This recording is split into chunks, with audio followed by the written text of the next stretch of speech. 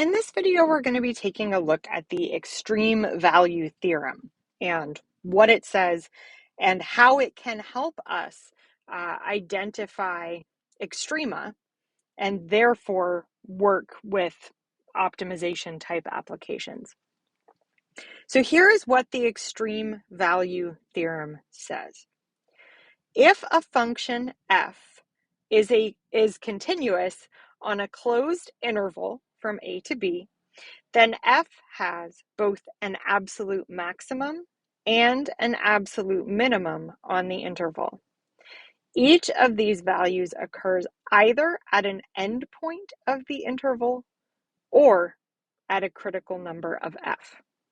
Okay, so here is what the extreme value theorem says. And notice a couple of interesting differences between this and what we've been discussing so far. So when we've been looking at extrema, we've been looking at local extrema. So local min, local max. Well, all of a sudden now we're talking about absolute maximum and absolute minimum. So where the heck is that coming from, right? Well, that's coming from the fact that we're now dealing with a closed interval. In the last sections, when we were talking about the local max, local min, the local extrema, that's because we were dealing with an open interval. Okay, and so here, if we're talking about a closed interval, kind of the power of the extreme value theorem, the reason that we like it is it tells us exactly to where to go looking for these absolute max and absolute min. It's going to happen either at an endpoint or a critical number. Okay, so according to the extreme value theorem, those are the only places, as long as we have a continuous function on a closed interval, those are the places where the absolute max and absolute min are going to occur. So for those of you who are graphically inclined and would prefer to look at what this means from a graphical perspective, let's say that we had, again, I'm going to do my kind of same function that I always do that has the hill and then the valley as we move from left to right. And let's say that I am just looking at a closed interval from this point A, which occurs on the kind of the left-hand side of the slope leading up to the top of the hill, if you will. And then I'm going to go the interval over here. Point B is where my closed interval is going to end. And that point is to the right of the low point of the valley, okay? And so here's what we're saying. Actually, I take that back. I'm going to undo point B and I'm going to put it here. Going to put it way farther out after we come out of the valley and we're going way up as though we're maybe heading towards another hill. Okay, that's where we're going to put point B. So this is a closed interval. And again, what that means is that we are ignoring the parts of the function that occur outside of that interval. When we're dealing with a closed interval, we're just looking at this part. And it means these endpoints, the A and B endpoints of the function, they are actually included as part of the interval. Okay, so this is what we're looking at. Now, extreme value theorem says if we're looking for absolute maxes and mins, so absolute meaning it is it's not just locally. Because this is a closed interval and this is as though it's the only part of the function that exists. This is the supreme maximum, it's the only one, and this is the supreme minimum, it's the only one. Okay, so it's either going to occur at these endpoints or it's going to occur at any critical values of f. So I put those in there as well, critical numbers of f. Now, normally when we've been doing a lot of work with the maxes and mins, they've been occurring, the local extrema have been occurring at the, tops of these hills and the bottoms of these valleys, if you will. But you'll notice that with this particular function, the top of the hill here is actually below the height of the endpoint on the right of the function. So this value is actually going to be our absolute maximum. And so then for our absolute minimum, we're looking for the lowest value, the lowest y value represented by the function in this closed interval, which again is either going to occur at an endpoint or a critical value of f. Well, it doesn't occur at this left-hand endpoint because that's as we're heading up the hill. Whereas the low point of the valley, if you will, that is the lowest point that the y value reaches on our function within that interval from a to b. So this is our absolute minimum. Okay, so that's essentially what the extreme value theorem is telling us, is where to go looking for these absolute extrema on a closed interval. If you have a graph, it's relatively easy to identify. You can just point at the points that are your absolute extrema. Where the extreme value theorem really gets handy is when we are dealing with just the equation of a function and we don't have the graph. So let's take a look at an example like that. Okay. So let's say that we want to use the extreme value theorem to find the absolute. I'm going to use ABS as an abbreviation for absolute. So we want to find the absolute extrema of, and our function is f of x equals 4x plus 36 over x. And we are on the interval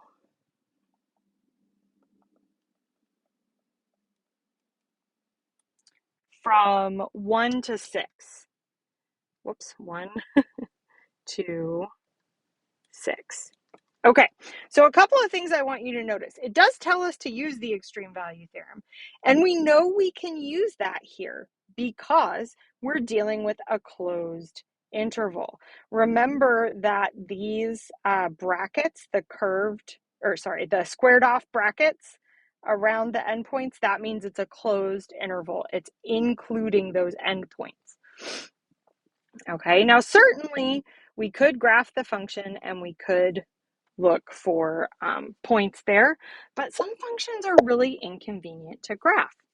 So if we wanted to find the absolute extrema of this function and we didn't want to graph the function, how do we do that? Well, we're going to use the extreme value theorem. And again, it says that those absolute extrema are only going to occur either where the function has critical values or at the endpoints of the interval. So here's what we're going to do. First, we're going to start by finding the critical values because the endpoints are easy to find. They were given, right? X equals 1, x equals 6. Okay, so critical values. How do we get those? First, we have to find the derivative of the function. Derivative of 4x is going to be 4. And then the derivative of this term, the 36 over x, remember that that's 36x to the negative 1. So the derivative of that is negative 36x to the negative 2, right? Which is the same as 1 minus, not 1 minus. It's the same as 36 over x squared, right?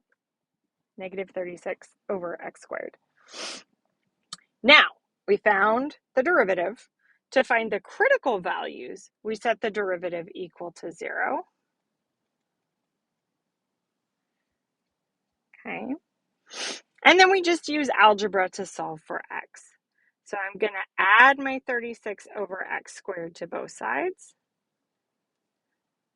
So then 36 over x squared is equal to 4. I'm going to multiply both sides by x squared, assuming my stylus wants to work with me here. I need a new stylus. Okay, there we go. Then we've got 36 is equal to 4x squared. Divide both sides by 4. X squared is equal to 9, which normally we'd be looking then at x equals plus or minus 3. But you'll notice our interval only goes from 1 to 6, right? Positive 1 to positive 6. So we can ignore the negative 3 because it's outside the interval.